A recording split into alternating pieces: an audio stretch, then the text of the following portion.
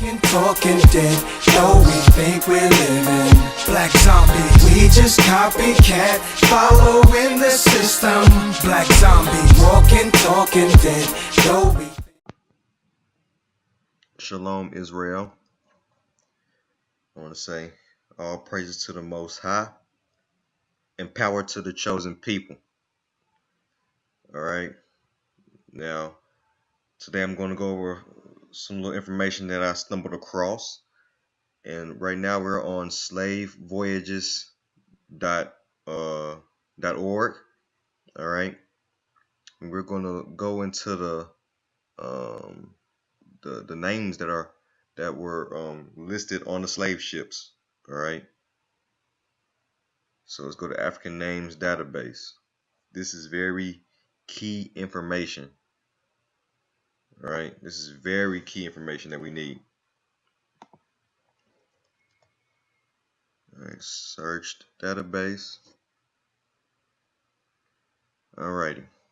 Now it gives you the names of the slave, the sex or the gender, and it gives you the tribe, all that, date of arrival. Yeah. So the records is clear. And look at all these Hebrew names. Inya, Yahu, Hanya, Hinya, Beneya, Honya, Inya, Tayahu. Like, these are Hebrew names. Look, Ibu, the Ibu tribe. Like, that's a quote-unquote African tribe that practices Hebrew customs. Wow. Right here. It's giving you the names. It's in the database. Right, let's click next. Let's see what we got. Some more. Baya, Dayaya, Beya, Jinya, Boya, Saya, Boya. Look at all these yas, man. Hebrew names on the slave ships. Hebrew names on the slave ships. This is critical information. This is good information. This is information that we need for sure. All of these Hebrew names.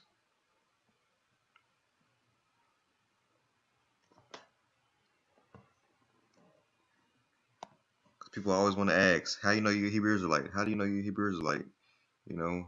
What information do you have? This is some good information right here. Names on the slave ships. Names on the slave ships. Come on now.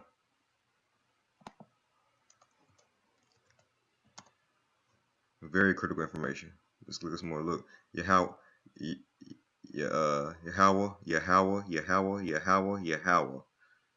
Yahweh.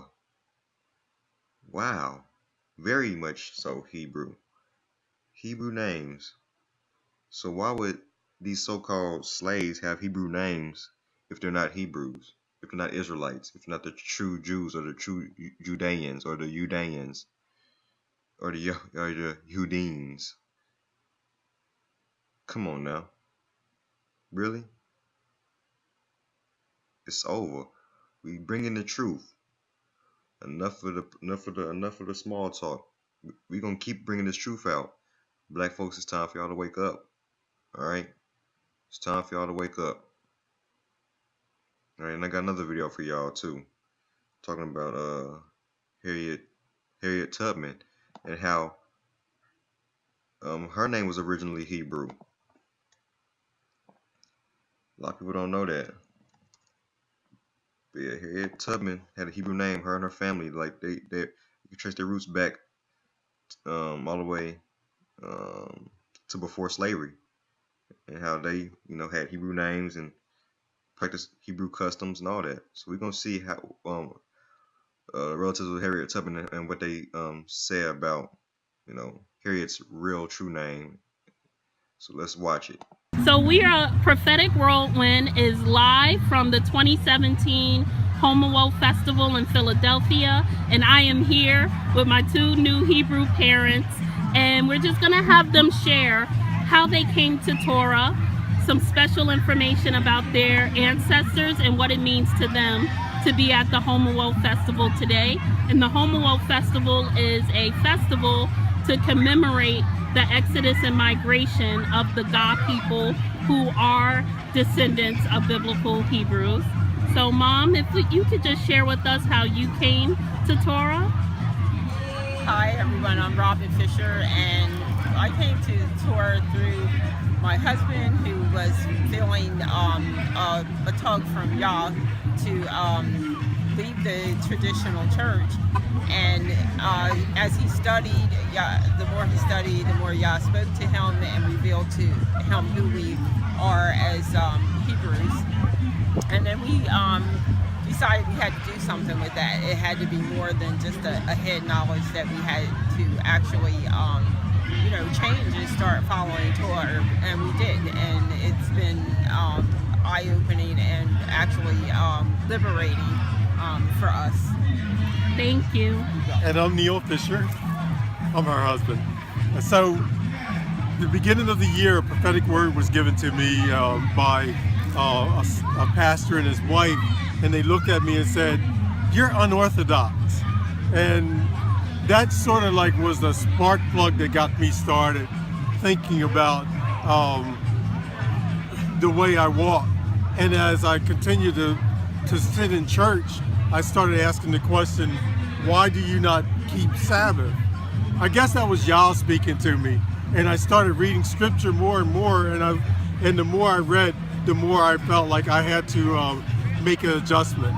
And so right now we're studying at home, and we're excited about it. And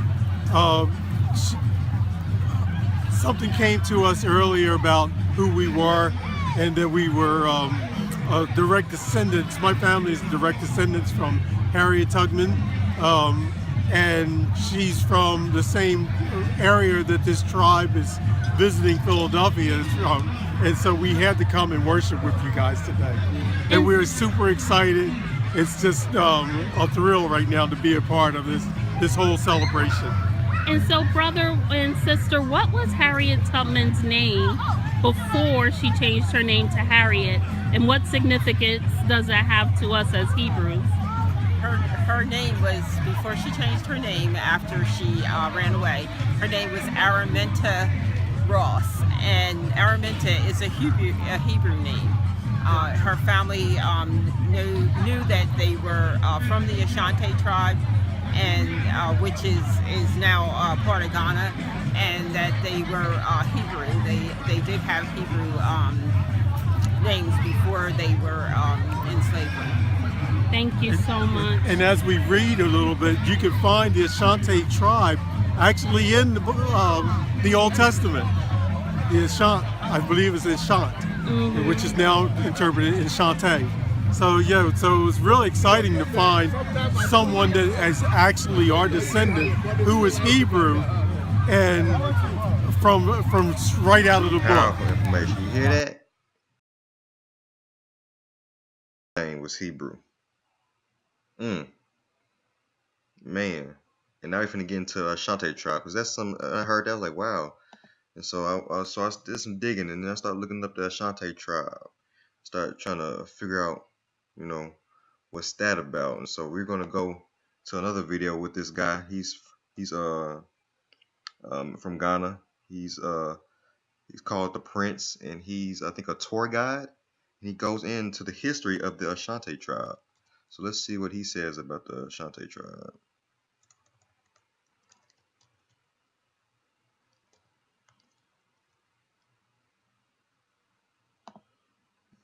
Let's see what he say about the Ashanti tribe. Very powerful information, man.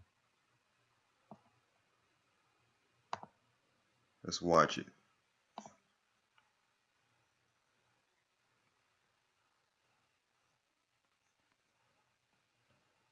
Oh, I'm sorry, can we take that again? Okay. Now. And speak up. Okay, so I'm Akwasi Bwache Dankwa. You can easily call me Prince. Work at Michelle Palace Museum as a tour guide. Asantis we are talking about here migrate from Israel and Mesopotamia. Right. That was somewhere in the 14th century, right? And Asantis are currently located in Ghana, West Africa. It's the largest tribe here in Ghana. And Asantis were of individual states which came together to form the Asante Kingdom. They started fighting, expanding the kingdom to Togo, Ivory Coast, and Burkina Faso. Talking about the neighboring country here in West Africa. And Asantis we are talking about here is the largest tribe in Ghana. That makes Asante the king, Otumfuo Osei Tutu, the second currently, the most influential person here in the country, Ghana. Thank you so much. And do you know what led them to migrate from Israel? Did something happen? Yes, the Asantis were much interested in agriculture businesses. They were looking for fertile lands I'm talking about, for plantations. So through that, the Asantis migrated to current day West Africa, where they felt very comfortable through their migration. Thank you so much. Yeah, so that's one thing that I've seen is that there's many African tribes that still practice the customs, the Hebrew Israelite customs. There's many African tribes that migrated from Israel into West Africa, and they've just been there for a while, but they've kept the customs, they've kept the traditions and rituals of of the Bible and kept those Hebrew traditions. All right. So now I'm finna go to an excerpt. I'm finna go to a few excerpts from this book, right? And this is a real book, Hebrewism of Africa, right? It's a historical fact that the mass majority of captive slaves brought to the Americas came from West Africa. Although some were brought from East Africa, they were the minority. All right, the West African tribal nations that our forefathers were taken from have many ancient Hebrew customs in their culture.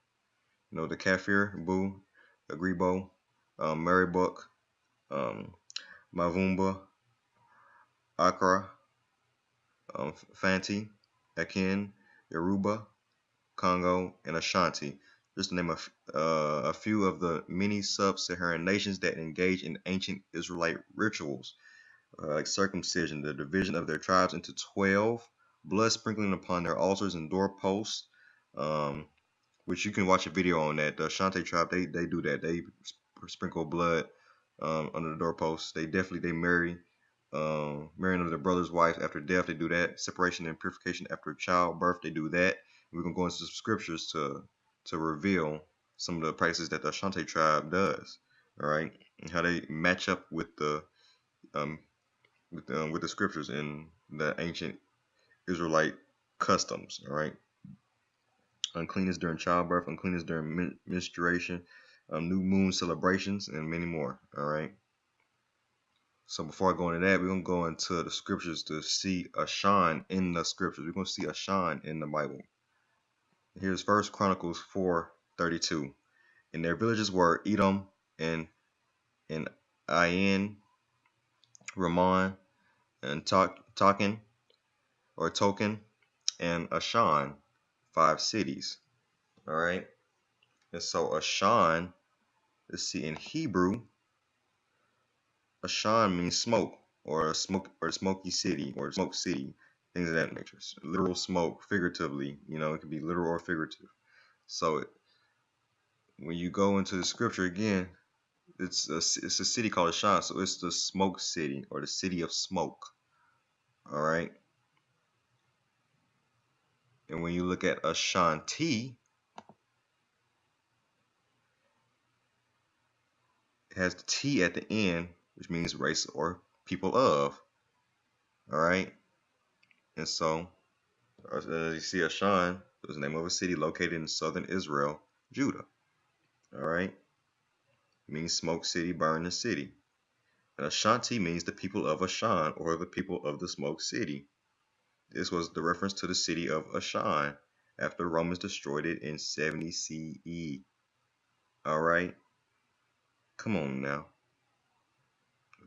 Come on now. The Most High is working, baby. All right. You'll see Ashan again in First Chronicles 6. Let's go to 59. All right.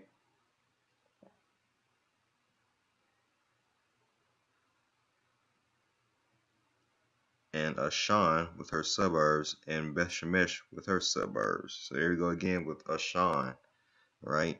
In the scriptures, we have the word Ashan in the scriptures, for sure. Now let's go into some of the customs. All right, then go to some of the customs. Then I'll end the video. All right. So here's one right here, page 63 of the book. Here's an excerpt from the book, page 63. Not only in the marriage ceremony itself, but also in after marriage customs, there is a strange similarity between the Ashanti and the Hebrews. Thus, for example, for 8 days after the birth of a child, the Ashanti mother is considered as unclean.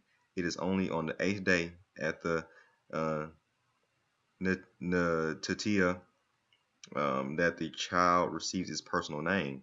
And on the 40th day, a still further ceremony has to be observed. In all this, we are certainly reminded of Hebrew customs. Further, the Ashanti woman at the menstrual period, even to the retirement to the Barahut, read like a page borrowed from the book of Leviticus 15:19 through 20. All right, so let's look at that real quick. All right, Leviticus 15.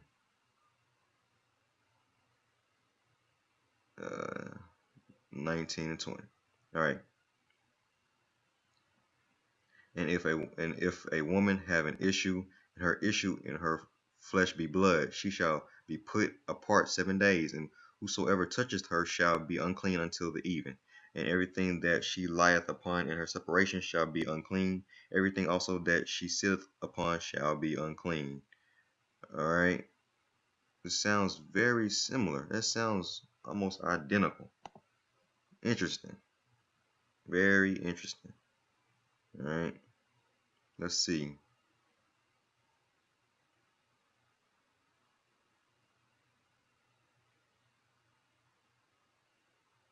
Let's go down some more.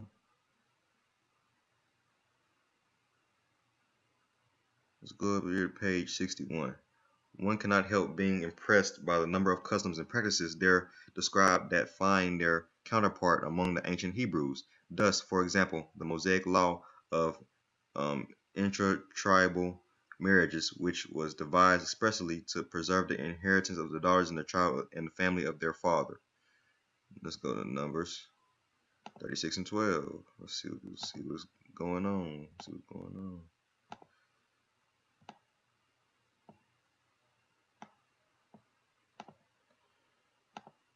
Numbers 36.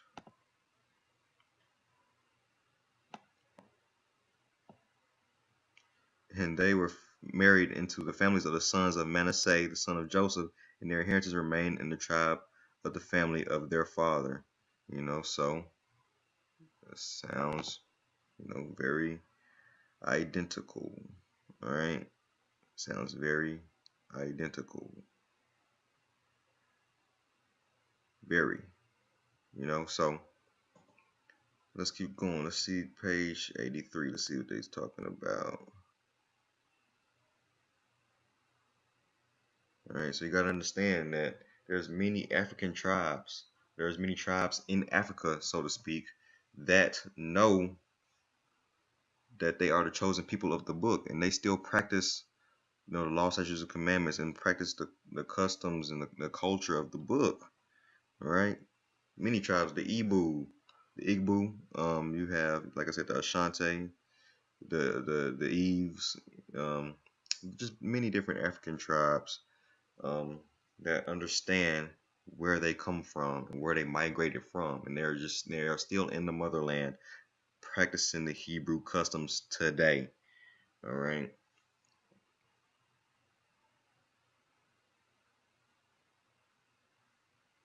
So you gotta understand this. And like I said, you can look up many videos. That's just a little brief information right there. Just brief. You can always look up more videos and documentaries on these African tribes like the Ashanti, and look at how they look at their practices, look at how their culture is, just look at their origins and their history. All right, you can come to a deeper understanding of who we are and who the chosen people are, and just continue to bring this truth out. And the mission ain't stopping. I'm continuing to bring this truth out. I'm continuing to be a vessel of the Most High. All right. So I hope this was edifying. Hope y'all can take this and do some deeper research.